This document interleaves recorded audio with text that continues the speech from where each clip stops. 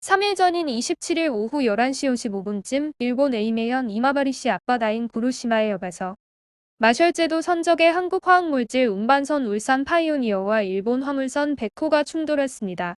이 사고로 일본 백호가 28일 오전 2시 43분에 침몰해 선장 등 3명이 행방불명됐다고 일본 언론이 보도했는데요. 이 사고로 백호에 타고 있던 승무원 12명 중 9명이 구조되고 3명이 실종됐으며 실종자는 선장과 1등 기관사, 그리고 2등 기관사라고 합니다. 일본 해상보안청 관계자는 구조된 승무원들은 병원에 옮겨져 생명에 지장이 없는 상태라면서 순시선과 항공기를 동원해 실종자 수색을 하고 있다고 설명했습니다. 그러나 어떻게 된 것인지 울산 파이오니어호는 침몰하지 않았고 승무원인 한국인 8명과 미얀마인 5명 중 부상자는 없다고 합니다.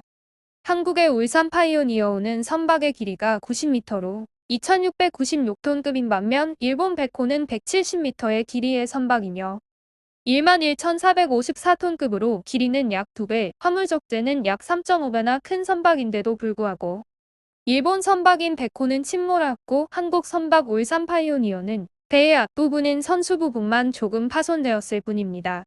일부 유튜브 영상에서는 역시 한국 선박이 일본 선박보다 강하다. 선박 기술은 한국이 세계 최강이다. 라고 하는 근거 없는 내용들이 많이 있는데요. 선박에 있어서 가장 튼튼한 선수 쪽에 파손만 일부 있는 것으로 보여 일본 화물선 백호는 선박에 있어서 상대적으로 강한 선수와 선미가 아닌 약한 측면 쪽을 들이받지 않았나 생각됩니다.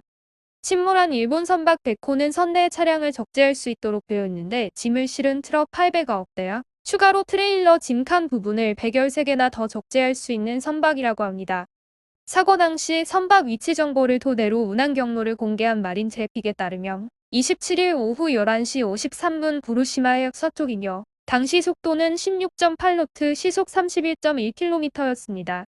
에이메현 앞바다 세토나이카이에서 일본 화물선과 충돌한 울산 피오니어를 운항하던 한국의 흥하해운은 NHK 취재에 대해 신속한 수습과 대처를 위해 관계자와 긴밀히 연락을 주고받고 있으며 현지 대리점을 통해 해상보안청의 구조활동에 적극 협조하고 조사에도 성실히 임하겠다고 하였습니다. 하지만 침몰 사건에 대해 일본 국민의 반응은 왜 외국 국적이라고 강조해서 보도하죠? 상대국을 알리고 싶지 않은 의도가 느껴져 불쾌해요. 울산 파이오니아 마셜 선적 선주는 한국이라서 보도하지 않는 건가요? 정말 애처롭군요. 선플라워와 같이 일본 여객선 페리도 이 시간대에 통과할 겁니다. 만약 여객선과 충돌해서 가라앉기라도 한다면 한국인은 정말 어쩔 수가 없다. 규정을 이해하지 못한다면 나이카이항이더라도 멀지만 안전한 시코쿠 쪽으로 통과시켜라고 하며 한국에 대한 볼멘 소리를 뱉어내고 있습니다.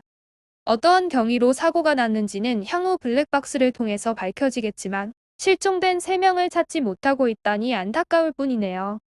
하루빨리 실종된 3명을 찾을 때까지 관련자들께서는 최선을 다해 협조하기를 바라겠습니다.